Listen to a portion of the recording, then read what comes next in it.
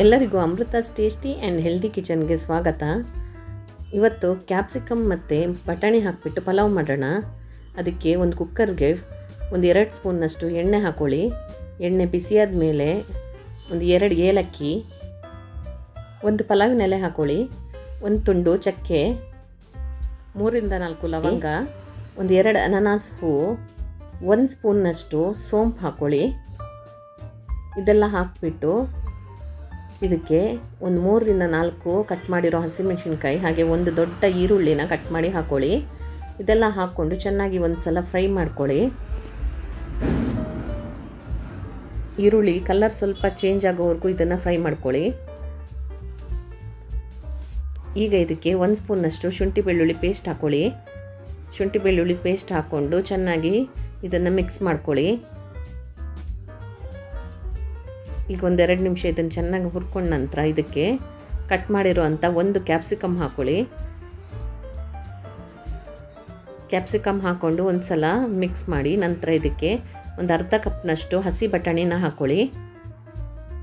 ಹಸಿ ಬಟಾಣಿ ಹಾಕ್ಕೊಂಡು ಒಂದು ಸಲ ಎಣ್ಣೆಯಲ್ಲಿ ಚೆನ್ನಾಗಿ ಫ್ರೈ ಮಾಡ್ಕೊಳ್ಳಿ. ನಂತರ ಇದಕ್ಕೆ ನಾನು 1 ಕಪ್ನಷ್ಟು ತೊಳೆದು ಒಂದು ಅರ್ಧ ಗಂಟೆ ನೆನೆಸಿರೋ ಅಕ್ಕಿ ಹಾಕ್ಕೊಳ್ತಾ ಇದ್ದೀನಿ.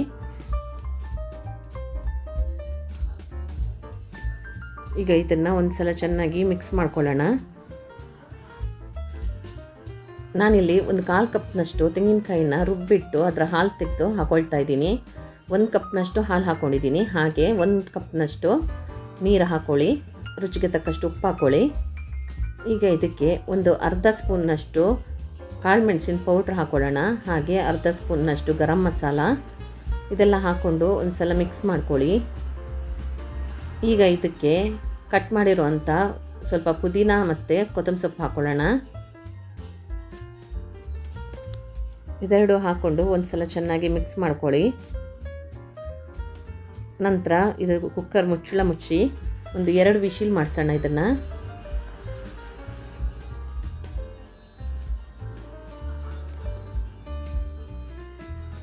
ನೋಡಿ, ಈಗ ವಿಶಿಲ್ ಆಗಿದೆ. ಇದನ್ನು ತೆಗೆದು ನೋಡ್ಕೊಳ್ಳೋಣ.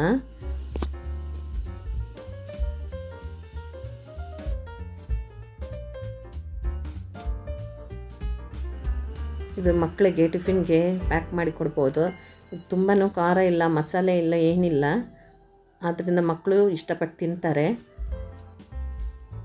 ಈ ವಿಡಿಯೋ ನಿಮಗೆ ಇಷ್ಟವಾದಲ್ಲಿ ಲೈಕ್ ಮಾಡಿ, ಹಾಗೆ ನಿಮ್ಮ ಫ್ರೆಂಡ್ಸ್ ಮತ್ತು ಫ್ಯಾಮಿಲಿಯೊಂದಿಗೆ ಶೇರ್ ಮಾಡಿ, ಹಾಗೆ ಸಬ್ಸ್ಕ್ರೈಬ್ ಮಾಡಿ. Thank you for watching.